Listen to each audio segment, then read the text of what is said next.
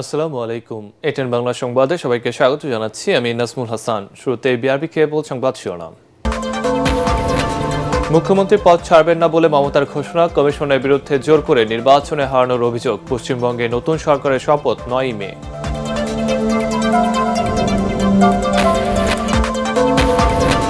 বিজেপির জয় বাংলাদেশের জন্য স্বস্তিদায়ক হবে না, অভিমত বিশ্লেষকদের। ক্ষমতার পালাবদলে তিস্তার পানি ন্যায্য হিসাব আশাবাদী ঢাকা, পুশিনে পাল্টা ব্যবস্থার ঘোষণা। এক বছরের মধ্যে স্থানীয় সরকার নির্বাচনের আশ্বাস, এলজিআরডি মন্ত্রীর। দেশে বিদ্যুৎ সংকট নেই, কিছু জটিলতায় লোডশেডিং হচ্ছে, দাবি জ্বালানি মন্ত্রীর। শুনছিলেন বিআরবি কেবল সংবাদ শিরোনাম, এবার বিস্তারিত। শুরুতেই ভারতের বিধানসভা নির্বাচনের খবর।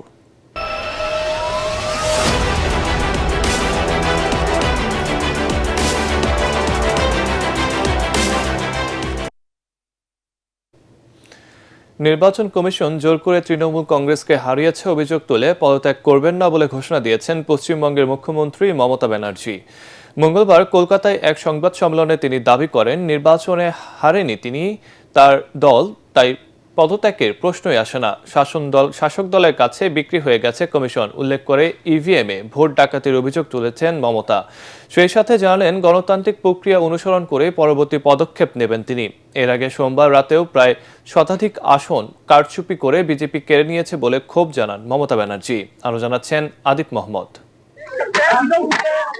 ইলেকশন কমিশন অব ইন্ডিয়া বা ভারতের নির্বাচন কমিশন একটি অত্যন্ত শক্তিশালী ও নিরপেক্ষ প্রতিষ্ঠান, যা দেশটিতে গণতান্ত্রিক প্রক্রিয়া সমুন্নত রাখতে গুরুত্বপূর্ণ ভূমিকা পালন করে আসছে। কিন্তু সোমবার বিধানসভা নির্বাচনে ভোট গণনা ও ফলাফল প্রকাশের পর থেকেই ইসিআইয়ের ভূমিকা নিয়ে প্রশ্ন তুলতে থাকেন পশ্চিমবঙ্গের মুখ্যমন্ত্রী মমতা ব্যানার্জি। ভবানীপুরে নিজ আসনের ভোট গণনা কেন্দ্রে অনিয়মের খবর পেয়ে ওই দিন বিকেলে কোনো প্রোটোকল ছাড়াই ছুটে যান তিনি। ততক্ষণে পরিষ্কার হয়ে যায় রাজ্য হারাতে বসেছেন তিনি। প্রধানমন্ত্রী নরেন্দ্র মোদী টুইট বার্তায় বাংলায় পদ্ম ফুটেছে বলে উচ্ছ্বাস প্রকাশ করেন। রাতে প্রচণ্ড হতাশ এবং ক্ষুব্ধ মমতা সাংবাদিকদের কাছে দাবি করেন, অন্তত 100টি আসন ডাকাতি করে কেড়ে নিয়েছে বিজেপি।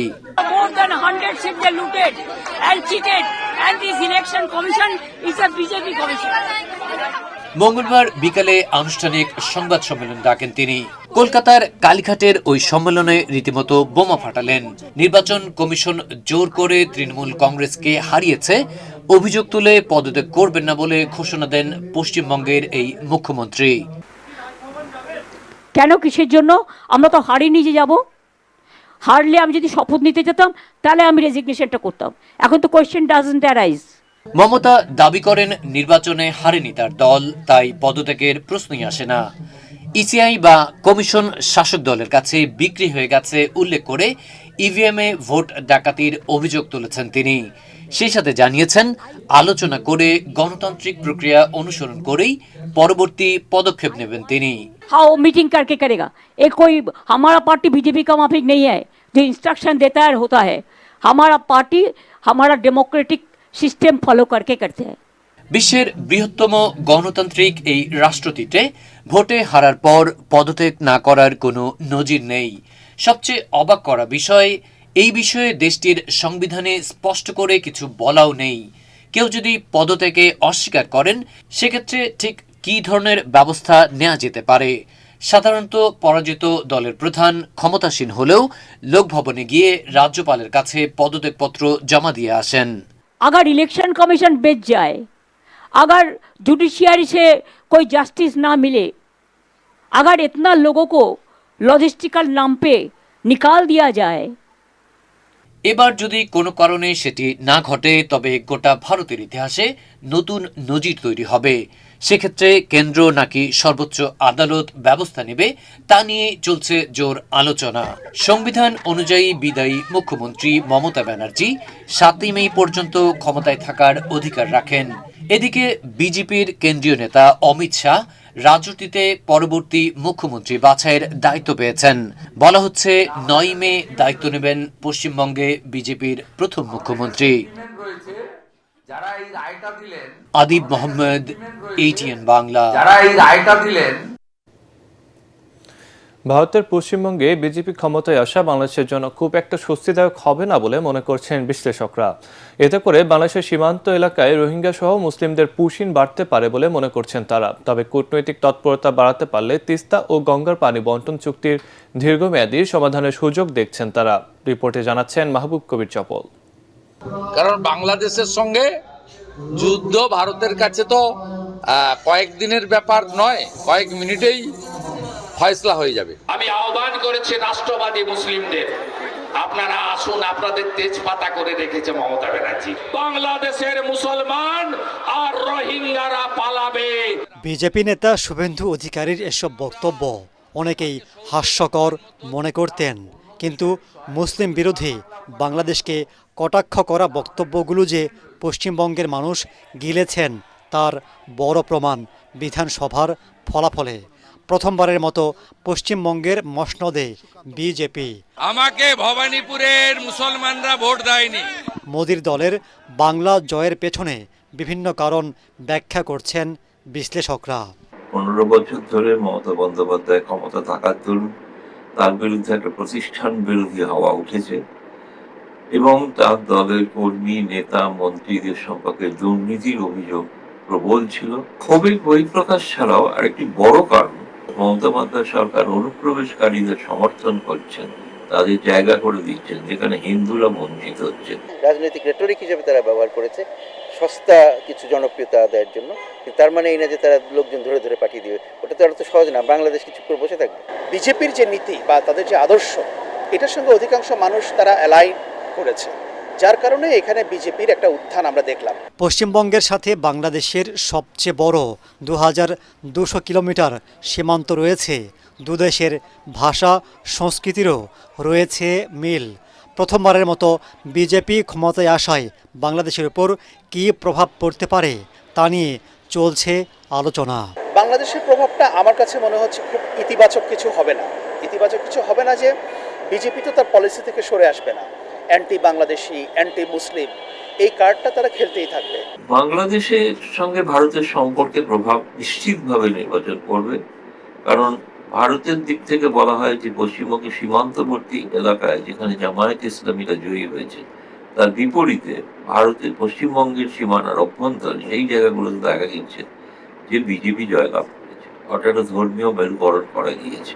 অবশ্য কিছুটা আশার আলো দেখছেন বিশ্লেষকরা, কারণ মমতা ব্যানার্জির অজুহাতে 15 বছর ধরে আটকে আছে তিস্তার পানি বন্টন চুক্তি। চলতি বছর শেষ হচ্ছে গঙ্গার পানি বন্টন চুক্তিও। কেন্দ্র এবং রাজ্যে একই দলের সরকার থাকায় পানি বন্টন চুক্তির আলোচনা এগিয়ে নেওয়া সহজ হবে বলে মনে করছেন অনেকেই। এতকাল মমতা বন্দ্যোপাধ্যায় ক্ষমতা থাকার কারণে তিস্তা নদীর চুক্তি করা যায়, ফলে এখন ভারতীয় জনতা পার্টি কেন্দ্রেও রয়েছেন, রাজ্যেও রয়েছেন। সুতরাং আমরা আশা করতে পারি যে তিস্তা নদীর চুক্তি সম্ভাবনা প্রবল। আমি মনে করি না যে তিস্তার যে পানি চুক্তি এটা মমতা আটকে রেখেছিল। মমতাকে দিয়ে ভারত সরকার একটা গেম খেলেছে, যে কেন্দ্রীয় সরকার বরাবর দেখাতে চেয়েছে দেখো আমরা তো রাজি, কিন্তু পশ্চিমবঙ্গ রাজি হচ্ছে না। ভারতের কেন্দ্রে যে দল, সেই দলই এখানে, সেটা আমি ইতিবাচক হিসেবে দেখছি। হ্যাঁ, তাদের নীতির মধ্যে বড় রকমের পার্থক্য থাকবে না, এটা বোঝা সহজ হবে আমাদের। কেন্দ্রের সাথে যদি আমাদের ভালো সম্পর্ক থাকে তাহলে এখানেও কোনো সমস্যা তৈরি হবে না। বিশ্লেষকরা এও বলছেন ভারতের সাথে সম্পর্ক নির্ভর করবে বিএনপি সরকারের কূটনৈতিক তৎপরতার উপর। স্ট্র্যাটেজি ঠিক করা। মাহবুব কবির চপল, ATN বাংলা, ঢাকা। বাংলাদেশের সাথে ভারত তিস্তা মহাপরিকল্পনা বাস্তবায়নে চীনের সরকারের সঙ্গে আলোচনায় 3 দিনের সফরে বেইজিং যাচ্ছেন পররাষ্ট্রমন্ত্রী ডক্টর খৈলুর রহমান। এক ব্রিফিংয়ে তিনি জানিয়েছেন, জুনে প্রধানমন্ত্রীর প্রথম বিদেশ সফর চীন অথবা ভারতে হতে পারে। পশ্চিমবঙ্গের নতুন সরকার আসায় তিস্তা পানির ন্যায্য হিস্সা পাওয়ার বিষয়ে আশাবাদ প্রকাশ করেন মন্ত্রী। এদিকে বাংলাদেশ ও যুক্তরাষ্ট্রের বাণিজ্য চুক্তি থেকে সরে আসার কোনো সুযোগ নেই বলে জানালেন বাণিজ্য মন্ত্রী খন্দকার আব্দুল মুক্তাদির। এমদাদুল্লাহ বাবু রিপোর্ট। যুক্তরাষ্ট্রের দক্ষিণ ও মধ্য এশিয়া বিষয়ক বাণিজ্য সহকারী ব্রেন্ডন লিঞ্চের নেতৃত্বে প্রতিনিধি দল 3 দিনের সফরে এখন ঢাকায়। সচিবালয়ে বাণিজ্যমন্ত্রী খন্দকার আব্দুল মুক্তাদিরের সাথে দুই দেশের ব্যবসা বাণিজ্য নিয়ে আলোচনা করেন তারা। দীর্ঘ 1 ঘন্টার বৈঠক শেষে বাণিজ্যমন্ত্রী গণমাধ্যমকে জানান, যুক্তরাষ্ট্রের সাথে অন্তর্বর্তী সরকারের করা চুক্তিটি বাংলাদেশের পক্ষে কাজে লাগাতে সর্বোচ্চ চেষ্টা চলছে। আপনি ইচ্ছা করলে চুক্তি রাখলেন, চুক্তি শেষ করে ফেললেন, ব্যাপারটা এরকম না। এটা তো দুইটা ব্যক্তির চুক্তি না, দুইটা রাষ্ট্রের চুক্তি। আর যে কোনো চুক্তি দুইটা পক্ষের মধ্যে হয়, এবং দুইটা পক্ষ যখন কোনো একটা বিষয়ে আলোচনা করে, তো সংশ্লিষ্ট পক্ষ তো তার জিনিসগুলিকে সুবিধা পাওয়ার জন্য চেষ্টা করে। ট্রেড এবং ইনভেস্টমেন্টের জন্য আমরা আমাদের অনুকূলে চুক্তিটাকে কাজে লাগাতে পারি, সেটাই হবে আমাদের আগামী দিনের প্রচেষ্টা। সেখান থেকে রাষ্ট্রীয় অতিথি ভবন পদ্মায় পররাষ্ট্রমন্ত্রী ডক্টর খলিলুর রহমানের সাথে বৈঠক করতে আসেন যুক্তরাষ্ট্রের প্রতিনিধি দল। বৈঠক শেষে গণমাধ্যমকে পররাষ্ট্রমন্ত্রী জানান, অন্যান্য দেশের তুলনায় চুক্তিটি ভালো হয়েছে। আমরা তো একা এই চুক্তি করি নাই, বিশ্বের অন্যান্য দেশগুলো করেছে। ইন্দোনেশিয়া, ভিয়েতনাম, কম্বোডিয়া, অন্যান্য যারা চুক্তি করেছে তাদেরটা পাশে নিয়ে পাঠ করলে পরে আপনি জিনিসটা ভালো করে বুঝবেন। মন্ত্রীর 3 দিনের চীন সফরের উদ্দেশ্য সম্পর্কে জানতে চাইলে তিনি বলেন, কূটনৈতিক সম্পর্কের পাশাপাশি তিস্তা মহাপরিকল্পনা নিয়েও আলোচনা হবে দুই দেশের। আমাদের নতুন সরকারের তরফ থেকে এটা হচ্ছে চীনের প্রথম সফর। অবশ্যই তিস্তার কথা হবে। এটা আমাদের সেই অঞ্চলের মানুষের মরণ বাঁচানোর বিষয়, এবং এটা আমাদের সরকারের অঙ্গীকার। এই অঙ্গীকার আমরা পূরণ করব। প্রধানমন্ত্রী আমাদের সব বড় বড় বন্ধু দেশের সঙ্গে যে আমাদের সম্পর্ক দৃঢ়তর করার জন্য ওনার কমিটমেন্ট আছে। পশ্চিমবঙ্গে নতুন সরকার ক্ষমতায় আসায় তিস্তা পানি বন্টন চুক্তি আলোর মুখ দেখবে বলেও মনে করেন পররাষ্ট্রমন্ত্রী।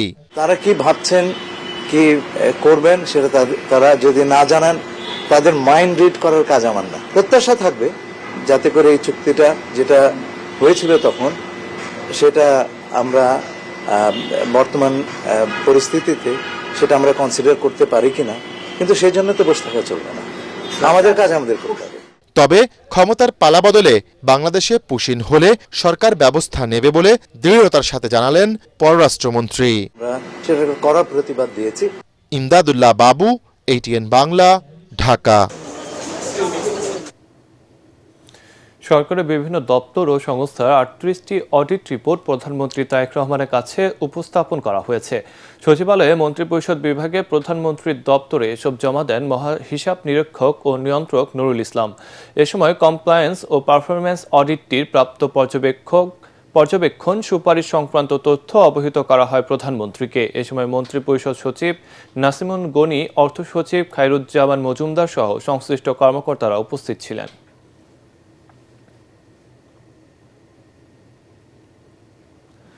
আগামী 1 বছরে স্থানীয় সরকারের নির্বাচনগুলো সম্পন্ন করা হবে বলে জানিয়েছেন এলজিআরডি মন্ত্রী মির্জা ফখরুল ইসলাম আলমগীর। রাজধানীর ওসমানী স্মৃতি মিলনায়তনে জেলা প্রশাসকদের সম্মেলনে 3য় দিনে অংশ নিয়ে তিনি কথা জানান। এতে প্রধানমন্ত্রী সামরিক উপদেষ্টা জানান, দেশের প্রয়োজনে স্থানীয় প্রশাসনের সঙ্গে সমন্বয় করে কাজ করবে সশস্ত্র বাহিনী। এদিকে বিদ্যুৎ ও জ্বালানি মন্ত্রী দেশে বিদ্যুৎ সংকট নেই জানিয়ে বলেন, যান্ত্রিক ত্রুটি ও সঞ্চালন জটিলতায় লোডশেডিং হচ্ছে। সাজ্জাদ জাহানের রিপোর্ট। রাজধানীর ওসমানী স্মৃতি মিলনায়তনে জেলা প্রশাসক সম্মেলনের 3য় দিনেও বিভাগীয় কমিশনার ও জেলা প্রশাসকদের সঙ্গে বিভিন্ন মন্ত্রণালয় ও বিভাগের মতবিনিময় অনুষ্ঠিত হয়। প্রথম অধিবেশনে প্রতিরক্ষা মন্ত্রণালয় ও সশস্ত্র বাহিনী বিভাগের সঙ্গে মতবিনিময় হয় জেলা প্রশাসকদের। এ সময় 3 বাহিনীর প্রধানরা উপস্থিত ছিলেন। ইলেকশনের প্রশংসার দাবিদার সম্পূর্ণ আপনাদের, এই জন্য আমি আপনাদেরকে অভিনন্দন জানাচ্ছি। সরকারের সকল কর্মপরিকল্পনা এবং কর্মসূচির বাস্তবায়নের জন্য আপনারা নিরলস পরিশ্রম করে যাচ্ছেন। পরে গণমাধ্যমকে প্রধানমন্ত্রীর সামরিক উপদেষ্টা জানান, পেশাদারিত্ব ও দেশপ্রেমে উদ্বুদ্ধ হয়ে আরও শক্তিশালী সশস্ত্র বাহিনী গঠনে সরকার বদ্ধপরিকর। মাননীয় প্রধানমন্ত্রীর যে দিক নির্দেশনাগুলো ছিল সশস্ত্র বাহিনীর আধুনিকায়ন এবং সশস্ত্র বাহিনীকে আরো শক্তিশালী করার যে বিষয়গুলো জেলা প্রশাসকদেরকে জানা উচিত, সেই বিষয়গুলো সম্পর্কে তাদেরকে আমরা অবহিত করেছি। দ্বিতীয় অধিবেশনে মুক্তিযুদ্ধ বিষয়ক প্রতিমন্ত্রী ইশরাক হোসেন জানান, প্রকৃত মুক্তিযোদ্ধাদের তালিকা তৈরিতে জেলা প্রশাসকদের সহায়তা চাওয়া হয়েছে। এই দুর্নীতি বা এই অনিয়মগুলোর আগামীতে আমরা সেগুলো সুষ্ঠু তদন্ত করব এবং ভবিষ্যতে যাতে এটার আর রিপিটেশন না হয় কোনো সময় সেটাও আমরা নিশ্চিত করব। এদিন ডিসি সম্মেলনে যোগ দিয়ে বিদ্যুৎ ও জ্বালানি মন্ত্রী জানান, দেশে কোনো বিদ্যুৎ সংকট নেই। গ্রামে লোডশেডিং নাই, যেটা হয় আমাদের পল্লী বিদ্যুতের লাইনগুলো অনেক লম্বা লম্বা, কোথাও যদি ফল্ট হয়ে যায় বিদ্যুৎ স্লিপ করলে ওই ফল্ট লোকেট করতে তার টাইম লাগে। যন্ত্র যদি হঠাৎ করে খারাপ হয়ে যায় তাহলে তো আমার সিস্টেম থেকে কিছুটা পাওয়ার তো চলে যাবে, তখন তো আমাকে লোডশেডিং দিতে হবে। তেলের কোনো সংকট কখনোই হয় নাই, এখনও হবে না, কখনোই হবে না। বিদেশে শ্রমিক পাঠানোর নামে দালাল চক্রের প্রতারণা বন্ধে জেলা প্রশাসকদের তৎপর হওয়ার তাগিদ দেন পররাষ্ট্র প্রতিমন্ত্রী। যে আমরা স্কিলড এবং সেমি স্কিলড লেবার আমরা বিভিন্ন দেশে আমাদের পাঠাতে চাই, এবং যেটার দুটো কাজ হবে, একটাতে আমরা আরও বেশি কর্মসংস্থানের ব্যবস্থা হবে এবং একই সাথে ইললিগাল মাইগ্রেশনটাও বন্ধ করা যাবে। এ সময় স্থানীয় সরকার, পল্লী উন্নয়ন ও সমবায় মন্ত্রী জানান, বিগত সরকারের সময় স্থানীয় সরকারের বিভিন্ন ক্ষেত্রে ব্যাপক দুর্নীতি হয়েছে, সেগুলো তদন্ত করা হবে। পুরো বছরে ইনফ্যাক্ট স্থানীয় সরকারের যে মূল যেটা একটা কমিউনিকেশন যেটাকে বলি, এই জায়গাটা অনেক ক্ষতিগ্রস্ত হয়েছে। সবচেয়ে দুর্ভাগ্যজনক হচ্ছে যে ব্যাপক আপনার দুর্নীতি হয়েছে। সেই বিষয়গুলো আমরা আমাদের মন্ত্রণালয়ের তরফ থেকে আমরা তদন্ত করব। এ সময় আগামী 1 বছরের মধ্যে স্থানীয় সরকারের নির্বাচনগুলো সম্পন্ন করা হবে বলেও জানান মির্জা ফখরুল ইসলাম আলমগীর। চেষ্টা করব 1 বছরের মধ্যে আগামী সংস্থা টায়ারগুলোতে নির্বাচন হয়ে যাওয়ার জন্য। সাজ্জাদ জাহান, এটিএন বাংলা, ঢাকা। হাওড়ে বন্যায় ক্ষতিগ্রস্ত কৃষকদের প্রত্যেক পরিবারকে সরকার এককালীন 7,500 টাকা করে অনুদান দেবে বলে জানিয়েছেন প্রধানমন্ত্রীর তথ্য উপদেষ্টা ডক্টর জাহিদুর রহমান। সচিবালয়ে তথ্য দপ্তরের ব্রিফিংয়ে তিনি বলেন, দেশে হাম ও এর উপসর্গ নিয়ে 300 শিশুর মৃত্যুর ঘটনায় কারা দায়ী এবং দায়িত্বে অবহেলা আছে কিনা তা সরকার তদন্ত করবে। বিস্তারিত জানাচ্ছেন ইয়াসিন রানা। সরকারের বিভিন্ন মন্ত্রণালয়ের কার্যক্রমের বিস্তারিত জানাতে সংবাদ সম্মেলনের আয়োজন করে তথ্য মন্ত্রণালয়। ব্রিফিংয়ে স্বাস্থ্য, জ্বালানি, শিক্ষা, স্থানীয় সরকার সহ বিভিন্ন মন্ত্রণালয়ের কার্যক্রম তুলে ধরেন প্রধানমন্ত্রীর তথ্য উপদেষ্টা ডাক্তার জাহিদুর রহমান। এ সময় তিনি বলেন, জ্বালানি সংকটের কারণে গরমের সময় লোডশেডিং হবে। বাস্তবতা মেনে নিয়ে জনগণকে পরিস্থিতির সাথে মানিয়ে নেওয়ার আহ্বান জানান তিনি। অনেক বেশি গরম পড়লে কিছুটা লোডশেডিং করা লাগতে পারে, কারণ হচ্ছে মধ্যপ্রাচ্য সংকটের কারণে বিদ্যুৎ উৎপাদনে আমাদের চাপ তৈরি হয়েছে। হামের টিকা সহ জরুরি কোনো ভ্যাকসিন নিয়ে ভবিষ্যতে সংকট হবে না জানিয়ে জাহিদুর রহমান বলেন, হামে 300 শিশুর মর্মান্তিক মৃত্যুর ঘটনা তদন্ত করে দেখবে সরকার। দায়ী কারা ছিলেন বা অ্যাটলিস্ট আমরা কাউকে ধরে যে শাস্তি দিতে চাইছি সেটার চাইতেও জরুরি কথা প্রবলেমগুলো কোথায় হলো। সো একটা ইনভেস্টিগেশন আসলে ভবিষ্যতে হেল্প করে যাতে একই ধরনের ঘটনার রিপিটেশন না হয়। হাওড়ে বন্যায় ক্ষতিগ্রস্ত কৃষকদের সহায়তার কথা জানান তিনি। হাওড়ে আমাদের কৃষকগণ হঠাৎ পানি বৃদ্ধির কারণে ক্ষতিগ্রস্ত হয়েছে। ক্ষতিগ্রস্ত কৃষকদের জন্য 7,500 টাকা করে তাদেরকে অনুদান দেওয়া হবে। ব্রিফিংয়ে বিনা কারণে কোনো সাংবাদিককে যেন কারাবরণ না করতে হয় সে বিষয়ে সরকার সচেষ্ট রয়েছে বলে জানান প্রধান তথ্য কর্মকর্তা সৈয়দ আবদাল আহমেদ। বিষয়গুলি আমরা খুব আন্তরিকভাবে দেখছি এবং ইতিবাচকভাবে আমরা দেখছি, সুতরাং এটা নিয়ে অলিড হওয়ার কারণ নাই। এই যে সাংবাদিক যাদেরকে এই ধরনের হত্যা মামলা দেওয়া হয়েছে তাদের কারো অপরাধ হত্যা মামলার হত্যার চাইতে বেশি। সাংবাদিকদের বিভিন্ন দাবি দেওয়ার বিষয়ে প্রধানমন্ত্রী আন্তরিক বলে ব্রিফিংয়ে জানানো হয়। ইয়াসিন রানা, এটিএন বাংলা, ঢাকা। স্বাস্থ্যসেবায় 72% ব্যয় সাধারণ মানুষ বহন করায় অসুস্থতা এখনও দরিদ্রের প্রধান কারণ বলে মন্তব্য করেছেন প্রধানমন্ত্রীর সহধর্মিণী ডক্টর জুবাইদা রহমান। রাজধানীর কুমিতলা জেনারেল হাসপাতালে স্বাস্থ্যসেবায় সমতা প্রতিষ্ঠায় ঢাকা 17 আসনে নির্বাচনী প্রতিশ্রুতি বাস্তবায়ন শীর্ষক মতবিনিময় সভায় অংশ নিয়ে তিনি এই মন্তব্য করেন। এতে স্বাস্থ্যমন্ত্রী বলেন, প্রধানমন্ত্রী সাধারণ মানুষের দোরগোড়ায় চিকিৎসা সেবা পৌঁছে দিতে চান।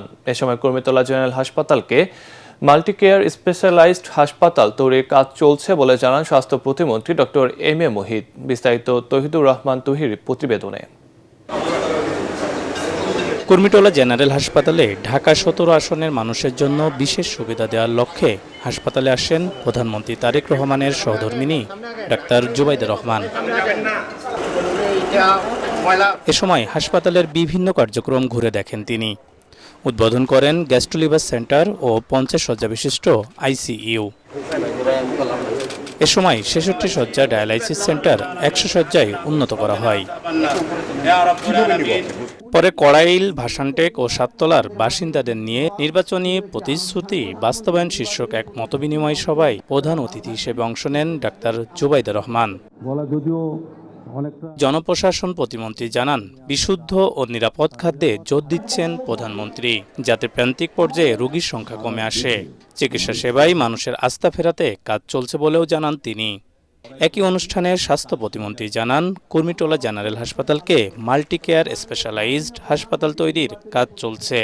একটা সুন্দর পরিচ্ছন্ন পরিবেশে, একটা সুশৃঙ্খল পরিবেশে প্রতিটি মানুষ তার সেবা পেয়ে সন্তুষ্ট চিত্তে বাড়ি যেতে পারবেন। মাননীয় প্রধানমন্ত্রী খুব কনসার্ন নিরাপদ খাদ্য কিভাবে নিয়ে আসা যায়, কারণ নিরাপদ খাদ্যের অভাবেই কিন্তু আমাদের দেখা যাচ্ছে যে আজকে অনেকগুলো অসুখ হয়তো বা বাড়ছে। চিকিৎসার মৌলিক সমতা নিশ্চিতে সরকার কাজ করছে জানিয়ে তথ্য ও সম্প্রচার মন্ত্রী বলেন, এই সরকারের আমলেই স্বাস্থ্য সেবায় গুণগত পরিবর্তন আসবে।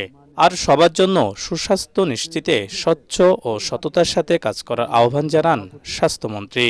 মডার্ন ম্যানেজমেন্টটা কেমন হতে পারে, যা সীমিত সম্পদকেও সর্বোচ্চ মাত্রায় ব্যবহার উপযোগী করতে পারে। মাননীয় প্রধানমন্ত্রী দেশে একটি দায়বদ্ধতার রাজনীতির মেরুকরণ নতুনভাবে সৃষ্টি করতে চান। এ সময় স্বাস্থ্য খাত দীর্ঘদিনের অবহেলার শিকার বলে মন্তব্য করেন ডাক্তার জুবাইদুর রহমান। বলেন, চিকিৎসা সেবা থেকে কেউ যাতে বঞ্চিত না হন সে লক্ষ্যে কাজ করছে বর্তমান সরকার।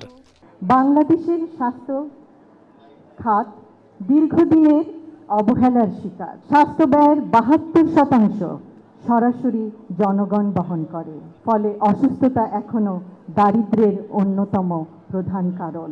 আমাদের লক্ষ্য আর কোনোদিন কড়াইল, ভাসানটেক, সাততলার এলাকার জনগণ চিকিৎসা সেবা থেকে বঞ্চিত না হন।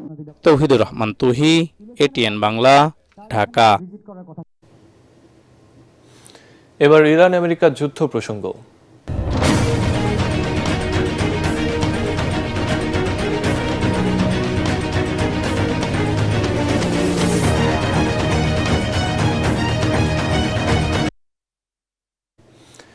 মধ্যপ্রাচ্যে সংযুক্ত আরব আমিরাতের উপকূলীয় অঞ্চলের বিশাল অংশ নিজেদের নিয়ন্ত্রণে নেওয়ার দাবি করেছে ইরান। দেশটি নতুন এক মানচিত্র প্রকাশ করে বর্ধিত সমুদ্র সীমা নিজেদের নিয়ন্ত্রণে নেওয়ার দাবি জানিয়েছে। মঙ্গলবার রয়টার্সের এক প্রতিবেদনে এ তথ্য জানানো হয়। এতে বলা হয়, নতুন একটি মানচিত্র প্রকাশ করে নিজেদের নিয়ন্ত্রণে থাকা সমুদ্রের আওতা বৃদ্ধির দাবি জানিয়েছে তেহরান। মানচিত্রে লাল রেখা দিয়ে চিহ্নিত নতুন এলাকা কৌশলগত হরমুজ প্রণালী ছাড়িয়ে সংযুক্ত আরব আমিরাতের উপকূলের দীর্ঘ অংশ জুড়ে বিস্তৃত। ইরানের দাবি করা এই বর্ধিত অঞ্চলে আমিরাতের গুরুত্বপূর্ণ ফুজাইরা ও খোরফারকান বন্দরও অন্তর্ভুক্ত। ওমান উপসাগরের তীরে অবস্থিত ওই দুটি বন্দর বর্তমান সংঘাতের শুরু থেকেই আমিরাতের জন্য অত্যন্ত গুরুত্বপূর্ণ হয়ে উঠেছে। অবরুদ্ধ হরমুজ প্রণালী এড়িয়ে বিকল্প পথে পণ্য ও জ্বালানি পরিবহনে এই বন্দর দুটি ব্যবহার করে আসছে দেশটি। বিদেশ থেকে পড়াশোনা শেষে যারা দেশের জন্য অবদান রাখতে চান তাদের স্বাগত জানায় সরকার। বেসরকারি বিশ্ববিদ্যালয়ের সমস্যা ও করণীয় শীর্ষক এক আলোচনায় এ কথা বলেন শিক্ষামন্ত্রী এহসানুল হক মিলন। তিনি জানান, আগামী ৬ মাসের মধ্যে বিশ্ববিদ্যালয় মঞ্জুরি কমিশন পূর্ণাঙ্গ রূপ পাবে। এতে পাবলিক ও প্রাইভেট বিশ্ববিদ্যালয়ের প্রতিনিধি থাকবে। শিক্ষামন্ত্রী জানান, সরকারের লক্ষ্য বাংলাদেশকে একটি এডুকেশন হাবে পরিণত করা। এছাড়া বেসরকারি বিশ্ববিদ্যালয়গুলোকে কিভাবে আন্তর্জাতিক মানে উন্নীত করা যায় সেই বিষয়ে উদ্যোগ নেওয়ার আশ্বাস দেন মন্ত্রী। We are the luckiest one, আপনাদের মতো ডিস্টিংগুইশড একাডেমিশিয়ানরা বাংলাদেশে ফেরত এসে কিছু করতে চাচ্ছেন। I must congratulate you. কারণ আমরা যারা বাইরে যাই, লেখাপড়া শিখি, we have numerous amount of scope যে আমরা থেকে যেতে পারি এবং থেকে থাকি। সেই জায়গা থেকে আপনারা ফিরে এসছেন এবং এই জায়গাটিকে আপনারা ফ্লোরিশ করছেন। নারীদের স্বাস্থ্যসম্মত নিরাপদ সন্তান প্রসবের প্রশিক্ষণ মিডওয়াইফ সবচেয়ে বেশি গুরুত্বপূর্ণ। তাই শিশু জন্মদানে মিডওয়াইফদের প্রশিক্ষণ ও সম্মানজনক সম্মানে নিশ্চিত করা জরুরি বলে জানিয়েছেন বিশেষজ্ঞরা। রাজধানীতে আন্তর্জাতিক মিডওয়াইফ দিবস উপলক্ষে আলোচনা সভায় বক্তারা এসব কথা বলেন। বাংলাদেশ মিডওয়াইফারি সোসাইটি এবং ঢাকা নার্সিং কলেজ যৌথভাবে এর আয়োজন করে। এতে প্রধান অতিথি ছিলেন জাতিসংঘ জনসংখ্যা তহবিল UNFPA এর স্বাস্থ্য বিভাগের প্রধান বিভাবেন্দ্র রঘুবংশী। এছাড়াও বক্তব্য রাখেন আন্তর্জাতিক মিডওয়াইফ বিশেষজ্ঞ জয় কেম্প, ঢাকা নার্সিং কলেজের অধ্যক্ষ এবং বাংলাদেশ মিডওয়াইফারি সোসাইটির সভাপতি রোজিনা খাতুন। দিবসটি উপলক্ষে র্যালি ও সাংস্কৃতিক অনুষ্ঠানেরও আয়োজন করা হয়। We just need 25,000 midwives. And the government of Bangladesh has made a wonderful commitment to hiring 100,000 new health workers, of which 80% of those will be women. So we are really excited at this proposition of being able to meet the need of 25,000 more midwives to be deployed across Bangladesh, to be there for every woman in her most vulnerable time of her pregnancy and birth. নিরাপদ ও সবুজ বাংলাদেশ গড়ার প্রত্যয়ে ষষ্ঠ প্রতিষ্ঠা বার্ষিকী উদযাপন করল দেশের অন্যতম শীর্ষস্থানীয় শিল্পগোষ্ঠী আকিজ ভেঞ্চার গ্রুপ। রাজধানীর তেজগাঁয়ে Akij renewable energy and automobile লিমিটেডের এক্সপিরিয়েন্স সেন্টারে এক অনুষ্ঠানে প্রতিষ্ঠানের ভবিষ্যৎ কৌশলগত লক্ষ্য এবং টেকসই বিবর্তনে রোডম্যাপ উন্মোচন করা হয়। এতে প্রধান অতিথি ছিলেন আকিজ গ্রুপের প্রতিষ্ঠাতা মরহুম শেখ আকিজউদ্দিনের স্ত্রী মনোয়ারা বেগম ও আকিজ ভেঞ্চার গ্রুপের চেয়ারম্যান শেখ শামীম উদ্দিন। আর উপস্থিত ছিলেন আকিজ ভেঞ্চার গ্রুপের সিইও সৈয়দ জহুরুল আলম রুমন সহ প্রতিষ্ঠানের ঊর্ধ্বতন কর্মকর্তারা। অনুষ্ঠানে জানানো হয়, ষষ্ঠ প্রতিষ্ঠা বার্ষিকীর এই মুহূর্তে ইলেকট্রিক কার, সাশ্রয়ী পাবলিক বাস এবং ইলেকট্রিক ট্যাক্সি সার্ভিস চালুর মাধ্যমে ইভি ইকোসিস্টেম গড়তে কাজ করছে আকিজ ভেঞ্চার গ্রুপ।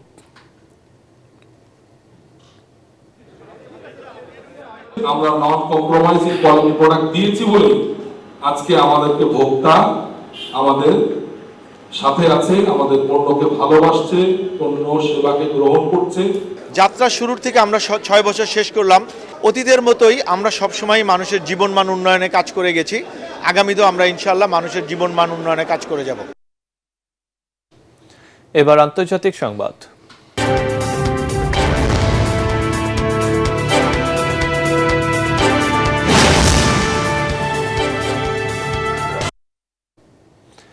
এবছর পুলিৎজার পুরস্কার জিতেছে বার্তা সংস্থা রয়টার্স। যুক্তরাষ্ট্রের প্রেসিডেন্ট ডোনাল্ড ট্রাম্পের রাজনৈতিক প্রতিশোধমূলক কার্যক্রমের উপর প্রতিবেদন করে ন্যাশনাল রিপোর্টিং বিভাগে রয়টার্স এই পুরস্কার পেয়েছে। বিট রিপোর্টিং বিভাগেও এবছর পুলিৎজার পুরস্কার ঝুড়িতে ভরেছে রয়টার্স। শিশু ও ব্যবহারকারীদের ক্ষতিকর এআই চ্যাটবট ও প্রতারণামূলক বিজ্ঞাপনের সংস্পর্শে আনা সামাজিক যোগাযোগ মাধ্যমে বড় প্রতিষ্ঠান মেটার ভূমিকা নিয়ে অনুসন্ধানমূলক প্রতিবেদনের জন্য রয়টার্স এই পুরস্কার পেয়েছে। এবছর বিভিন্ন বিভাগে সম্মানজনক পুলিৎজার পুরস্কার পেয়েছে New York Times, Washington Post, Connecticut Mirror, Chicago Tribune, AP সহ আরও কয়েকটি সংবাদ মাধ্যম। এর মধ্যে নিউ ইয়র্ক টাইমস 3টি বিভাগে পুরস্কার জিতেছে। শেষ করার আগে বিআরবি কেবল সংবাদ শিরোনাম আরেকবার। মুখ্যমন্ত্রী পদ ছাড়বেন না বলে মমতার ঘোষণা, কমিশনের বিরুদ্ধে জোর করে নির্বাচন হারানোর অভিযোগ, পশ্চিমবঙ্গের নতুন সরকারের শপথ 9 মে।